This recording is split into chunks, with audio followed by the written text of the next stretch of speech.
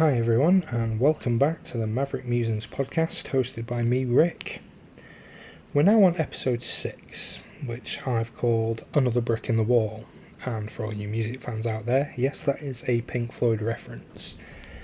And the reason being is that this week I am taking a look back at my experience through the education system here in the UK and how the experiences that I had have shaped part of my life. Now, this week's episode was not only suggested by someone who listens to the podcast, but also someone who was part of my journey through the education system for 2 years. So, thank you, Lanny, and hopefully this week's episode will be a good one. So let's dive into an episode which will no doubt make me feel really old by the time I finish with it. So, I started in full-time education in 1999, and just by starting the year with a 19 is already making me feel old. And from what I remember of my first few years in primary school, it was fun, and I was doing pretty well in there. My creativity was encouraged, as I was always writing stories, using my mind to draw pictures, toys, create little adventures, things like that. But I wrote that many stories that in year 2, my teacher turned one of them into a class project, in which I wrote the story and the rest of the class did all the illustrations. We then bound the pages together to make a book, which I still had until a couple of years ago when it started to fall apart. It was that old. But then, just before the end of year 2, I moved schools to another primary school in the same town. And at my new primary school, it didn't really start off that great from what I remember. As being the new kid, I had to basically find my way, and I remember that a lot of the kids took the piss out of me when everybody found out that my dad died when I was 1. And yes, I know kids can be real dickheads at times, but that's just the way it was. You find a weakness, or they perceive a weakness, and they latch on it. But when it came to my schoolwork, I found it pretty easy. And I'm not just trying to blow my own horn, but it just seemed to come naturally to me, where I didn't really need to try. I was doing really well. And so much so that I was allowed to miss 3 months of school when I was 9 to go on holiday to Australia for 3 months. Because the head teacher said to my mum that I was that far ahead, I wasn't going to miss anything. So that was quite interesting to hear. And throughout primary school, it was just going through the motions for me, doing really well in subjects. And then came to the year 6 SATs exams, which if any listeners in America or anywhere else, they are basically like the end of primary school exams to get you ready for high school. So going through primary school doing pretty well, then came high school.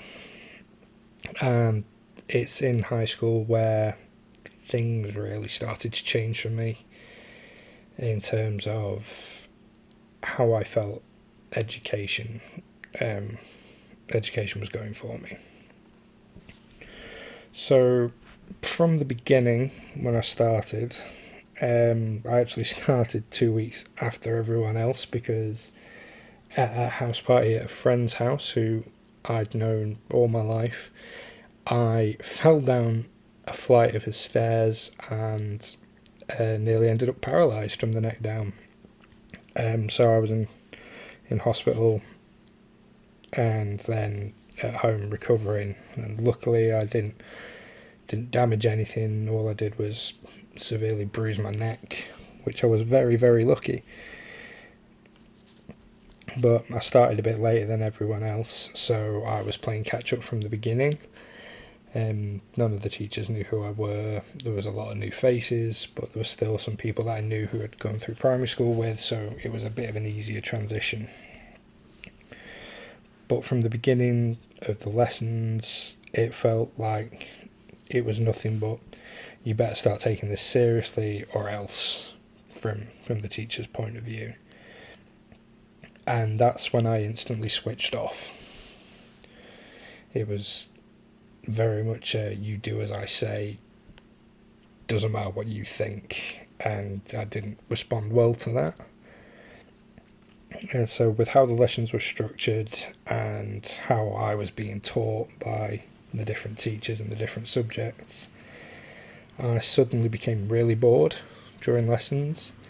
It didn't stimulate me. It wasn't like, oh, this is just a boring lesson. It was just regimented to the point of you could tell that this was how it was going to be, and if you didn't fall in line, it wasn't going to be fun.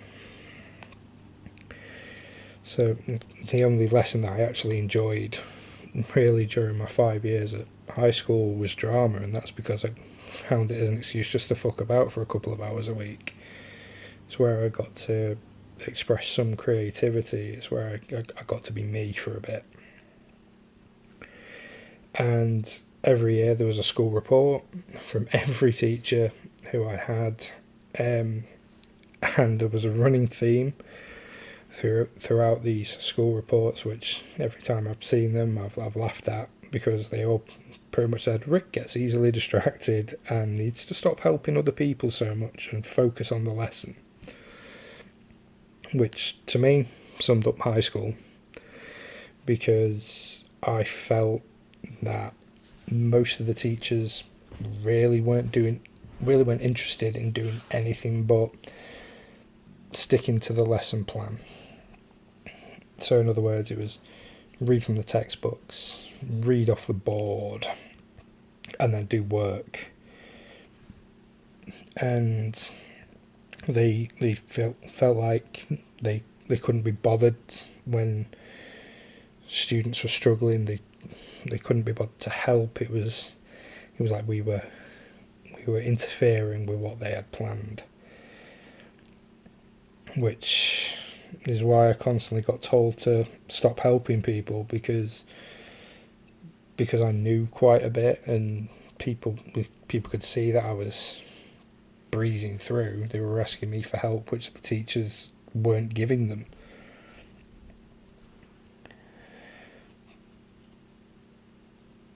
And even just some the teachers' teaching style,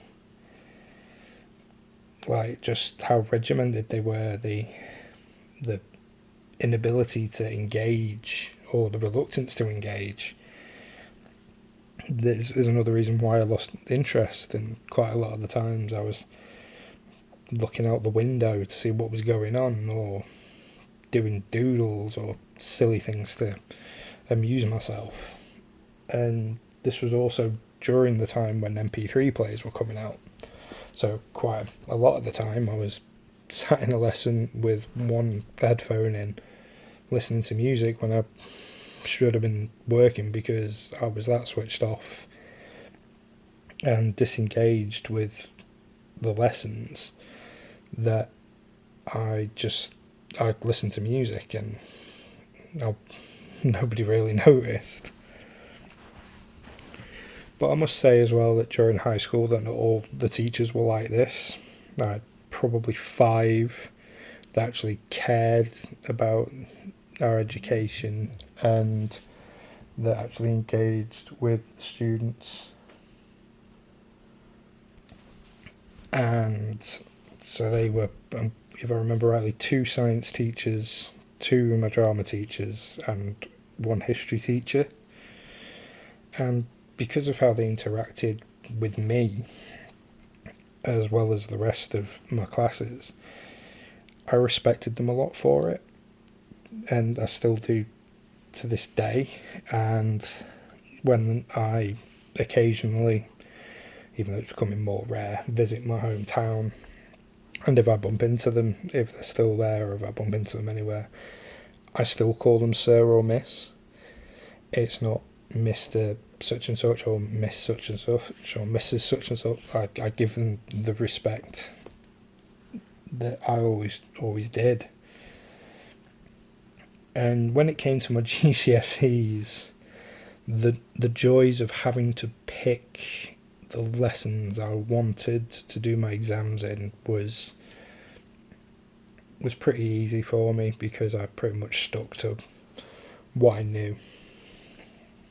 But the joys of coursework was now added into the mix, and as much as I enjoyed learning at the time, and as much as I was doing well, there was one lesson that I didn't do well with coursework at, and that was drama. Mainly because the teacher who was the head of drama was quite a grumpy bastard, and he only gave the bare minimum of information on what the coursework was about. He'd pretty much give you, right, it's called this, write about it, and that was it. He didn't know how he had to write about it, if he had to give points, or this, that and the other. And when I asked him once for help on what to do with the coursework, or how I could, do well in it, he told me that if I didn't know what to do, then why should he help? And because of that, my coursework in drama sucked to the point where it was only just gradable, because I thought, well, if you're not going to help me, fuck you, basically. And so when the same teacher saw this coursework, he told me that because of how low my grade was for my coursework, that I had no chance of getting a good overall grade, because I wouldn't do well with my practical. So talk about kicking me when I'm down. It's like he failed to help me, or failed to give me any advice on what to do with my coursework to make it decent, at least. He's then telling me that I'm not good enough to pass the exam, the practical exam, to get a good overall grade, which summed up how I felt about the school. It was very much of a, well, if you don't know, sod you. So we had the mock GCSE examinations, which is something I really don't agree with or see the point of, because why would you prepare for your exams by taking an exam? It was basically a GCSE exam, but it didn't matter. So it's to show you how tough they were going to be. And I thought that was what the last 2 years of my school was supposed to be, preparing me for these exams, getting me the learning. But no, all this was for just one pretend exam that didn't matter. But surprisingly, I did pretty well in the ones that didn't matter. I didn't revise for them because I knew they didn't matter. I didn't take them seriously, and I got pretty high grades in them. But when it came to the real exams, it was drilled into us that these matter, these are setting you up for life, these are what you're going to live and die by in your adult life and your working life, and so basically don't fuck around. And then all of a sudden I started to panic, because I did well in my mock exams. I had an expectation from some of my teachers that I was going to do really well in my GCSEs, the real ones. But like I say, I panicked. I revised, I changed my whole style when approaching the exams. I studied like crazy, a lot of revision, But when it came to doing the exams, I struggled because I was trying to find the right information for the right question on the right paper in a brain that was overloaded with information and burnt out because I spent so much time revising and cramming as much in as I could that it basically, my brain was just burnt out and couldn't really get there quick enough. Although there was one exam, an IT exam, where it was an hour and a half paper and I did it in 15 minutes and didn't get a question wrong. Got full marks, which was surprising. But the annoying thing about the UK education system is, like when you see in America on American TV shows, that once you finish your exam, you can leave. Oh no, not in the UK. Once you finish your exam, you have to wait till everyone has finished or the time has ended. So I had an hour and 15 minutes sitting in the main hall in complete silence, and I couldn't do anything. So I fell asleep on my desk and had to be woken up to be told to be quiet because I was talking in my sleep. But the biggest example of me panicking and not doing as well as I should have done was my German oral exam, where I struggled to answer the questions that much that we were given prep time, and we were told, if you have your German oral exam, come to this classroom to prepare, get your answers ready, learn them to go into the room.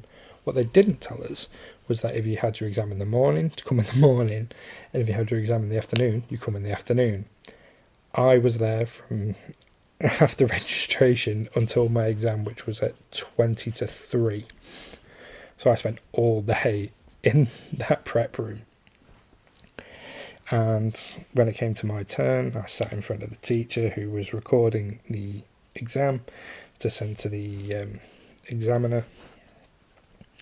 I struggled, I really did, to say the correct words, correct phrases, or even answer it coherently, or even actually speak German. And at the end of it, I just burst out laughing because I was that tired, I was that frazzled. I just started laughing, and the teacher asked me what was funny. I said, I have no fucking idea what I've just said. And that caused the teacher to rewind the tape with me in the room under the pretense of she was checking it for sound quality, and she recorded over me saying that I didn't know what I was saying because I'd said it while she was still recording, so that the examiner wouldn't mark me down any further for just making it up as I went along. But I didn't fail any of my GCSEs, but I didn't do as well as I probably should have done. And when I went to collect my results from school, I felt that I'd let one teacher down in particular, and that was my history teacher, who was a great guy. I only had him for a year, but he taught me a lot. He encouraged me. He engaged. He could see that I was interested in history, and I was asking questions, intuitive questions, or questions even what he wasn't expecting in classes. So when I saw that my grade wasn't what I was expecting or hoping for, I couldn't look at him because I felt ashamed that I let him down. And he came over to me to talk to me, and I couldn't look him in the eye. But he told me something that I still remember to this day. And he told me that, these are his words, that I know you may have panicked, but don't worry, a 2-hour exam doesn't define who you are, and I know what type of person you are, and it's one I'm proud of. And I instantly felt at ease when he said that.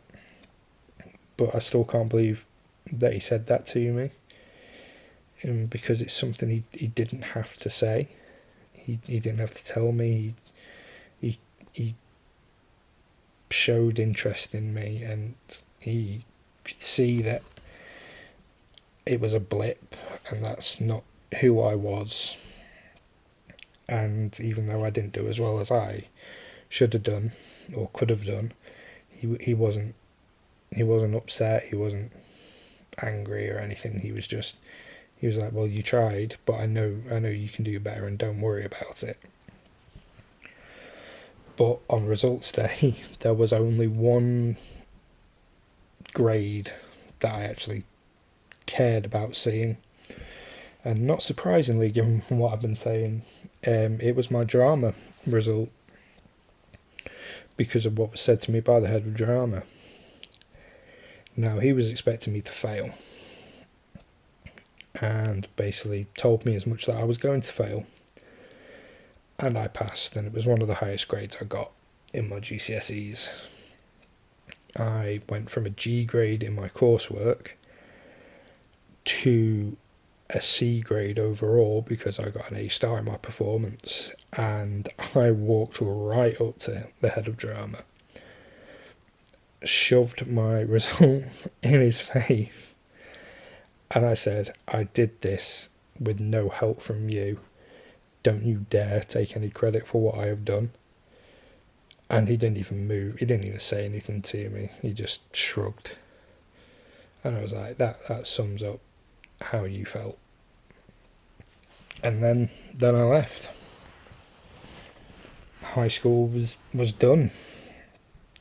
And for me, that was going to be the end of education until my mum had a conversation with me, and she asked me what I wanted to do, and I said, I'm done, I'm just going to go find a job and work for the rest of my life.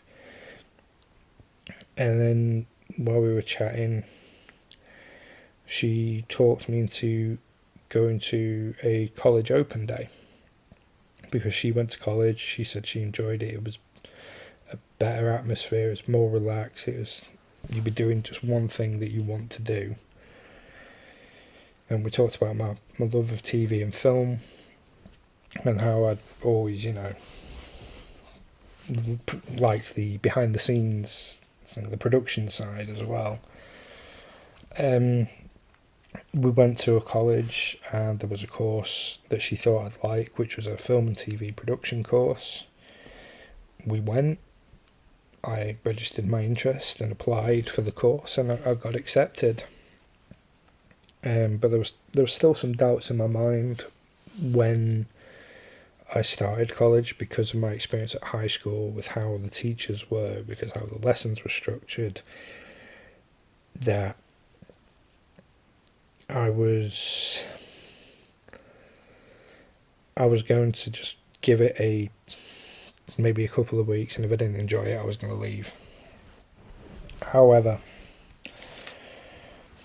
within the first half an hour of the first day, all those doubts went, as our tutor, who was a lovely man called Steve, basically put us in groups of 4, gave each group a camera, and said, right, go and film a Mission Impossible style title sequence. And it was the best introduction to the course I think there could have been, because it showed us from day one, this is what you're going to be doing. You're going to be filming, you're going to be editing, you're going to be doing this, this and this. And I loved college. The 2 years at college, I absolutely loved it, because I was learning by doing, but also that Steve, the tutor, was so engaging, and the course I was on was with people who wanted to do that course. It wasn't a case of they're just doing it because they were in the building and they weren't being made to do it. And I'm still friends with some of those people 17 years later. Yes, Lanny, I am sorry, we are getting old. 17 years. Nearly old enough to start drinking. Our friendship. But college gave me some great experiences that I still remember fondly, such as one project we had to do a promotional video and we had to go to businesses or local businesses to see if they wanted some college kids to film a video for them that they could use to advertise, or even if they didn't use it, just get that experience. And I struggled trying to find somewhere because everywhere I wanted to go, someone else was doing it, and it was an individual project. Until someone on the course said to me, you like motorbikes, don't you? And I was like, yeah, I do, yeah. He went, well, why don't you ask the Harley Davidson garage down the road? And it never occurred to me that I could go to a mainstream dealership and do it. So Steve, the tutor, rang them up to see if I could go and just have a conversation with the manager of the dealership. Explained what the project was. He said, right, I'll send him down. You can have a chat with him and he'll tell you what his vision is and this, that and the other, and see if you want to go ahead. So he got me in the door for a conversation. And the annoying thing is that Steve told me before I left, don't ask them for money because you're not allowed.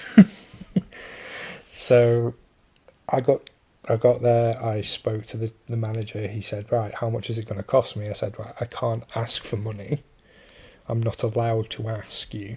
So, but if you want to give me some money, or I said one of them leather jackets upstairs in the shop looks nice, which we had a laugh about.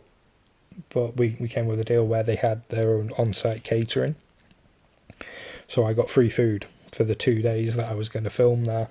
And it was one of the best experiences of my life because I had full access to everywhere and I was just there filming bikes, everything that I could, interviewing the staff and even customers, talking to them when they were coming in between breaks of filming, because people not only came to buy bikes, there was also people who were like returning customers, or groups met up there.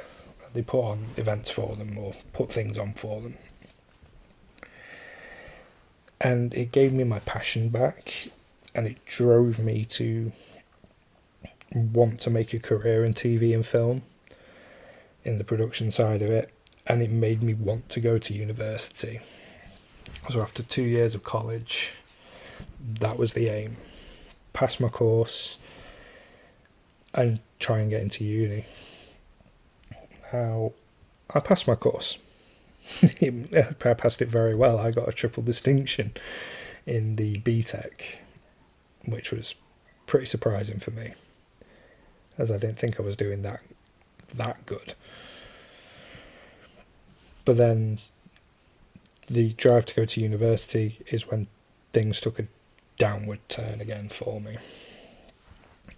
So in the UK system, to apply for universities, you can apply to 3 at a time, at any one time.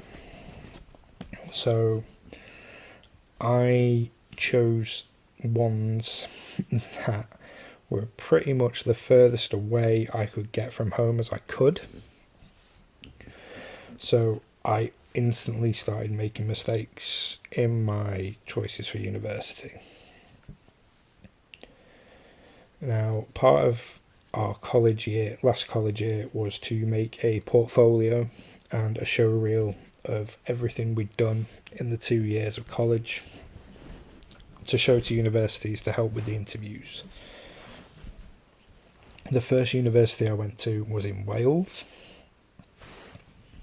for interview, and they offered me an interview within 3 days of applying, or application going in.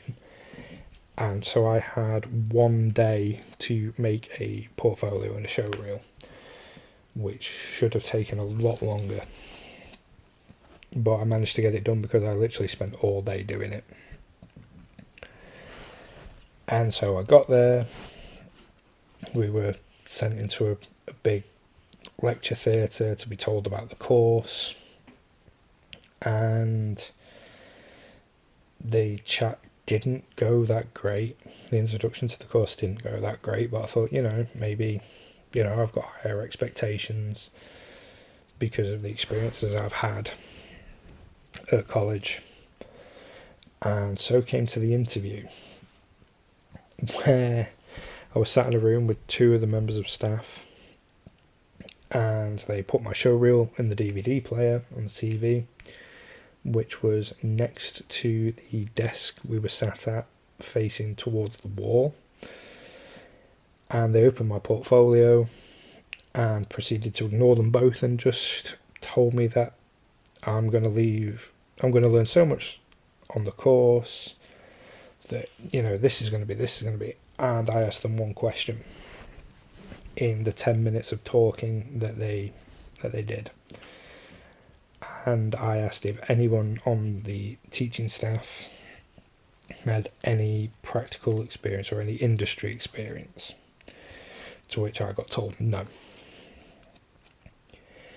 And as soon as they answered that, I collected my things, I thanked them for their time, but I told them I wasn't interested, because at college we were taught by people who had experience in the industry, and that helped me learn a lot better. I mean, I'm not slating people who haven't worked in the industry that are teaching this particular course, but for me it was something that I felt, especially at university, you needed people with experience in the industry to help you develop, to get ready to work in the industry. So I collected my things and left, and told them that I wasn't interested in joining the course. Surprisingly, the next day they offered me a place on the course, despite me telling them I wasn't interested, which I instantly turned down. The second university I chose was in Bournemouth on the coast, and after being shown round the halls of residence, which were really good, the areas in the campus that I'd be working in, so the studios, the equipment rooms, they were really good. I then had my one-on-one interview, and the lecturer who was interviewing me took one look at my portfolio, closed it before even asking me any questions, and told me I'd be wasting my time if I joined this course because I wasn't going to learn anything I didn't already know. That my experience, I was too far ahead for the course. Now, the courses I'd applied for were all BA honours degrees. So from coming from college to go to a university degree course, being told I was too far advanced for a degree course, that was an eye-opener for me. And I was told I wouldn't be offered a place because it'd be a waste of my time. So I left that university feeling a bit down that I was told that I wasn't going to be welcomed on the course, just because of my experience. And then came university number 3, again on the south coast, a bit further down from Bournemouth. It was Southampton. And the best way I can describe this university, in my experience, was I was sold the lie I really should have seen through. So I was shown around the campus. All the equipment was top-notch equipment. Everything was pretty much new out of the box. It was that good. There was decent lecture halls. There was a lot of stuff to do on campus. It was a really nice area outside of campus. And then came my interview. I was told that I would learn so much more than I had done, that my skills would be improved. There was people on staff, most of the lecturers had worked in the industry or are still working in the industry. And I showed them my portfolio and they said, yeah, this is great, we can definitely help you improve on this and get you to where you want to be. But when it came to my show reel, they didn't have a DVD player because the lecturer who was interviewing me told me that they weren't expecting people to show up with a show reel, so they didn't prepare anything for it, and I had in fact been the only person that they'd interviewed that turned up with a portfolio or a show reel. That for me is when I should have realised things were not going to be as they seemed. But it's great to see things in 2020 hindsight. So I left there and I was offered a place. Which I accepted. And so at the age of 19, I moved over 300 miles away from my home in the north to move down south. And day one of the course for me set the tone for how the next 3 years of this honours degree course was going to go. There were 150 students on this course, including me, and we had an introduction hour to introduce ourselves or anyone to ask any questions that we didn't get the chance to ask at interview. And one of the lecturers asked who here has done any production style learning in their journey to get there. I was the only person that put my hand up out of 150 people. I was the only person on that course who had any practical experience in using equipment or doing any production or even any production paperwork. And I knew instantly then I was going to be starting from scratch again and taking a massive step backwards in the development. The 2 years of development I had at college, I was going to go back to square one. We were told also in that introduction that we'd be able to book out equipment whenever we wanted, to help us do our own side projects, to help us with the course, to add to the course to get better grades or to maybe even get additional credit. But to book out the equipment, we were given a book with every piece of equipment in there that we were able to book out.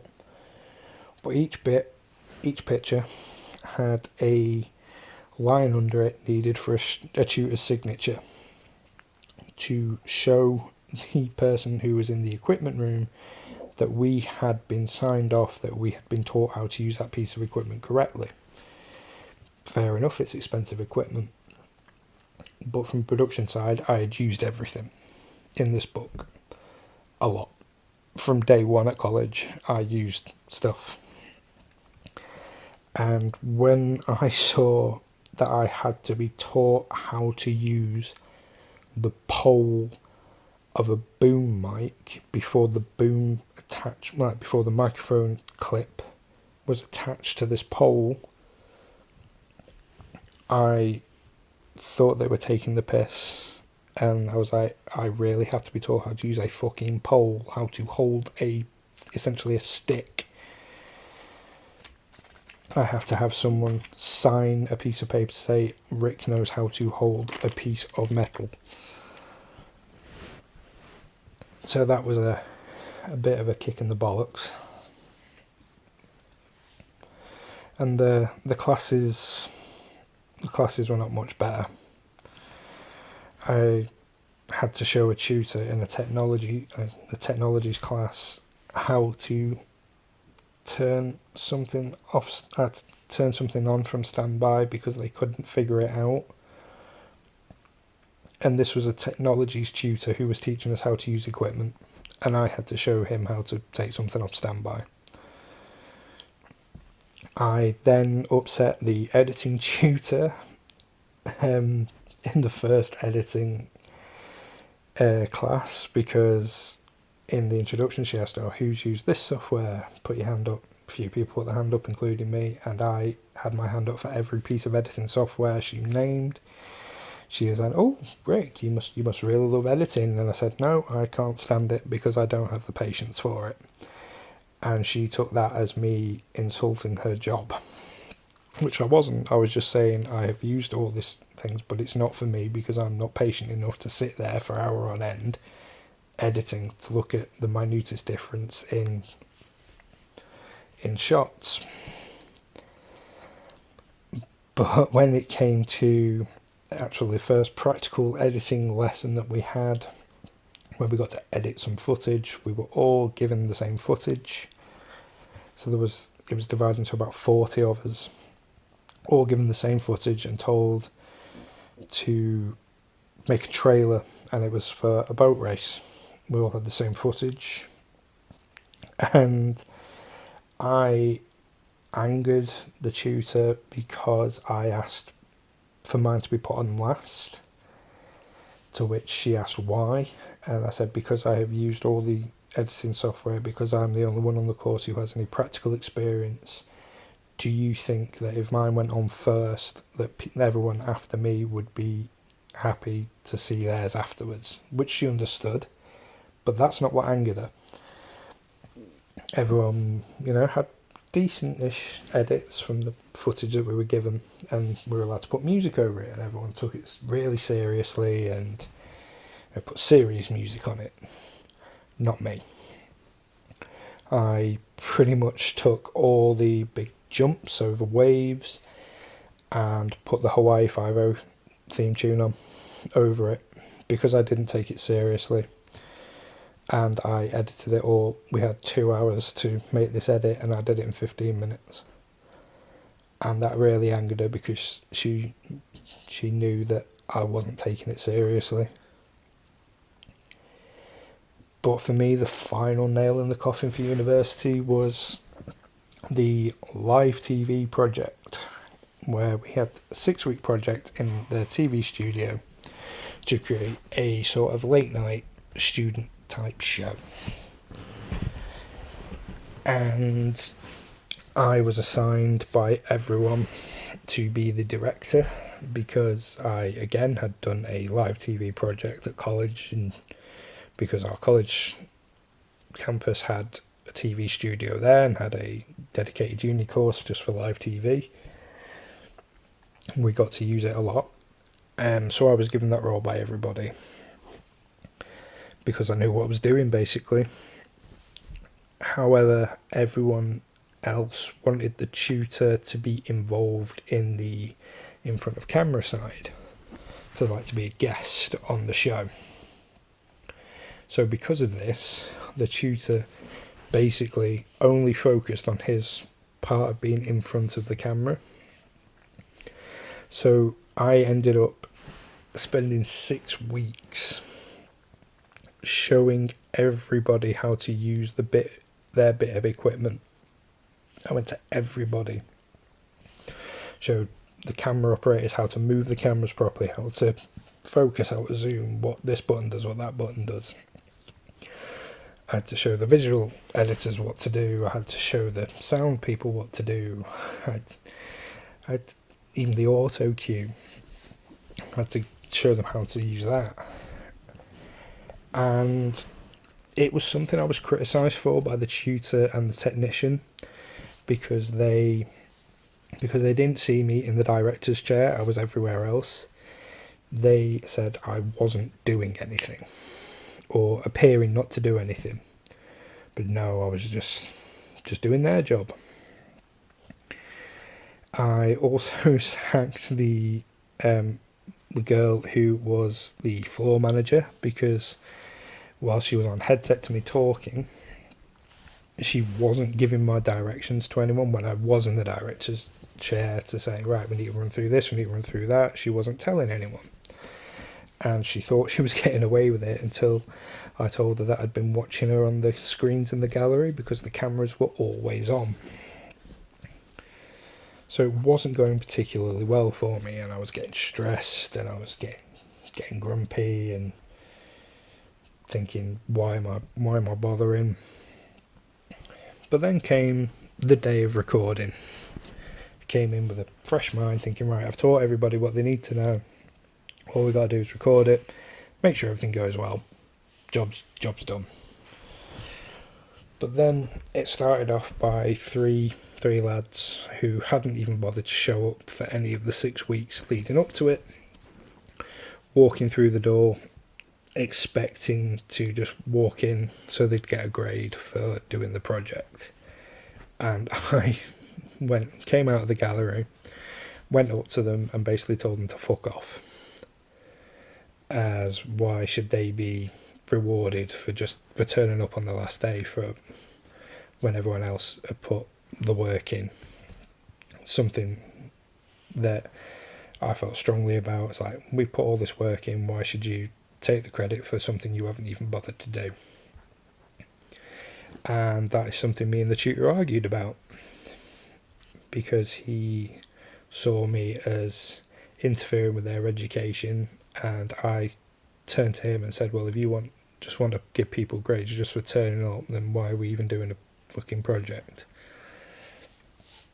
And they ended up leaving the room.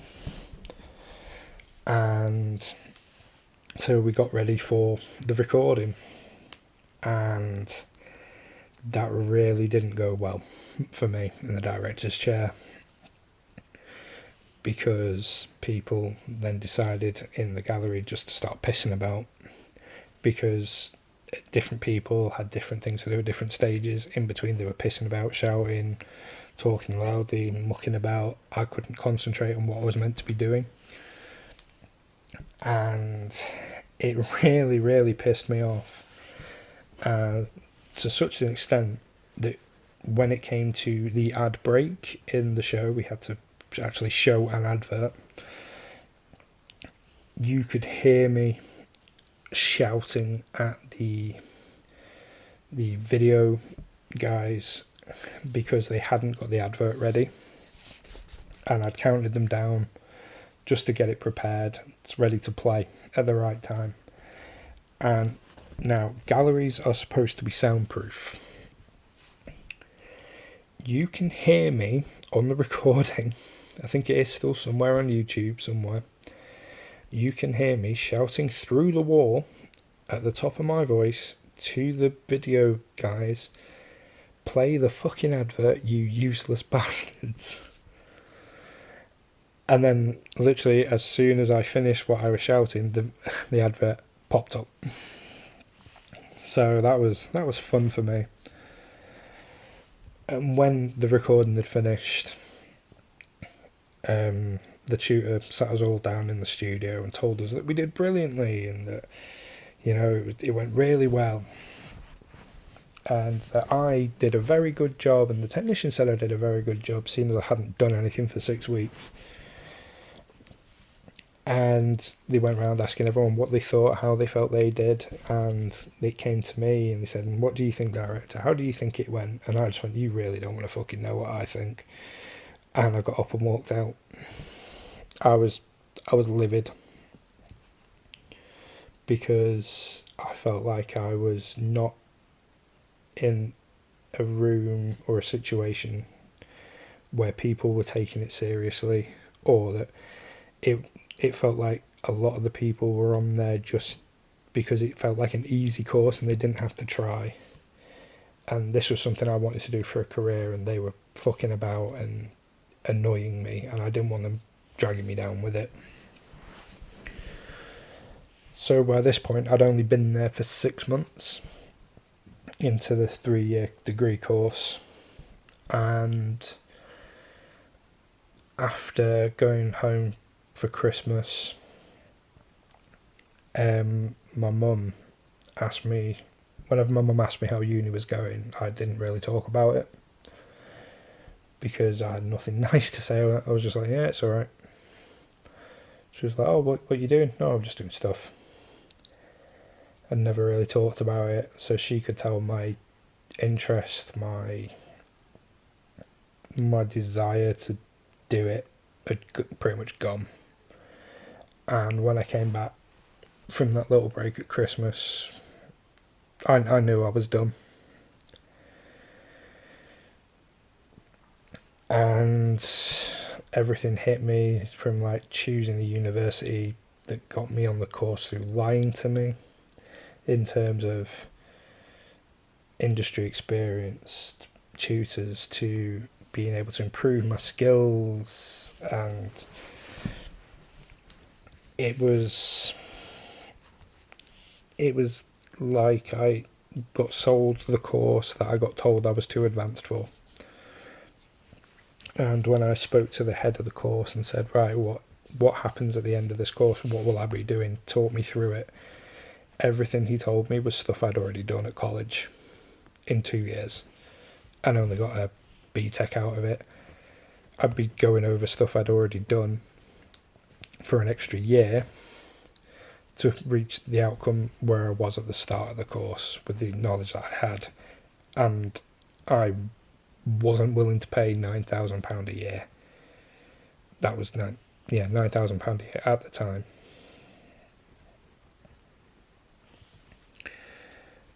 And oh no, it was £3,000 at the time. Sorry, yeah, the student loan and the course costs went up the year after I started uni. But after 6 months there, I had the passion and drive for TV and film beaten out of me, and I was done. I quit, and I felt like I'd really wasted my time doing that course, because it was such a step backwards that I didn't want to do anything even related to TV and film. That was me done with it. Something I'd wanted to do for a long time got beaten out of me within 6 months because I was going backwards while everyone else was going forwards, if you get what I mean. And that was me really done with education. And although I did try to get back in, I went back to my old college, to the university course that they did there, to have a chat with the guy who ran the course to see if I could possibly look at applying. And he took me through, and even though he knew me and knew what I could do, he had to interview me. And it just wasn't the same. I was, at the end of the interview, he said, "How do you think that went?" And I went, "I'll be honest with you, it's you know, don't you?" And he looked at me and went, "Yeah, you're not, heart's not in it." And I said, "It's not." I said, it's really not. So who'd have thought, after having a drive and passion for so long to do what I wanted to do, which was my dream job, beating out of me within 6 months. It's that then continued into my professional life, my working life, for even 15 years later. It's something I struggle with. I struggle to get passionate about things. I struggle to have the drive to do things because of that experience. I know it sounds stupid that it was 15 years ago and I still feel like this.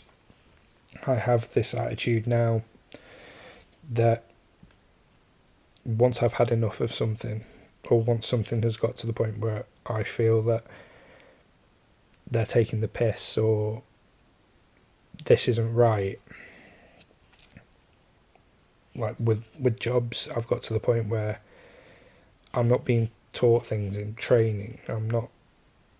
My managers aren't interested in anything that I do apart from, you've got to get these numbers, got to do this, got to do that. I just think fuck it, and I leave. And that's probably not the right attitude, but it's the attitude I've got. If I don't feel that I contribute, or that if you don't give me the time that I give you, it's hard for me to give a fuck, basically. I could turn up to somewhere where I just sit there at a desk and just type away, not giving a shit, just turning up for the paycheck and all that. But I don't want to do that. If you don't have the interest in me, why the fuck should I have the interest in you or the job? And so that's how my working life is. And it's probably something I do need to work on. But as we're nearing the end of this week's episode, I'm going to offer some advice, which is not something I do quite often. And when it comes to education and decisions you make based off it, the best advice I can give is don't let people take your passion and drive away from you, be it through their disinterest or reluctance to help or teach you things, or picking something that you think's right for you at the time, which then turns out not to be. If you go into college or university, do as much research as you can. Make sure that the university or college is the right one for you. Make sure that the course is the right one for you and what you want to achieve, and that they will give you that platform to go forward and do what you want to do with your life. I know people who've chosen courses or universities based on who's going there, like if their friends are going there or people they know are going there, and that's all they're interested in, or what the nightlife's like, and they've struggled and they've not really done anything with it. Whereas people that I know who have done that research, who've done the time to figure out if that's the place for them, they've gone forward and done something with what they wanted to do. And an example of this advice in action was, again, once I quit uni, I visited my old college and went to my old classroom to see my old tutor, Steve. And he told me that one of the students had applied for the same university course that I'd just quit. And he asked me if I could have a chat with him, because he wanted to know, he knew that I'd gone there, and he wanted to know what it was like and what the course was like. And so I told him what my experience was, told him how the interview process went, told him what the campus was like, and I said, my best advice to you is don't go there, because you'll be driven mad. And he laughed, thinking I was being silly and joking, and he went to that university. And 3 months later, that same student sent me a message on Facebook and told me that they'd quit the course and that they wished they'd listened to me, because through choosing the wrong course, he moved away from everyone he knew. He only lasted 3 months, but got student loan debt, which he would have to repay for a course he only spent 3 months on, and that he'd have to wait a year to reapply for other courses. But that's just one example of the advice I could give you. Anyway, I'm really sorry that this was such a long episode this week. but if I was going to talk about this subject, I was going to do it properly. So as always, please like, share and subscribe this podcast on whatever platform you're listening to it on, and leave a comment down below, whether you let me know if you liked this episode, if you want to suggest another episode, or even just an experience you had through the education system. It'd be really, really cool to have a chat about it. But once again, thank you for listening, and as always, I will see you next week.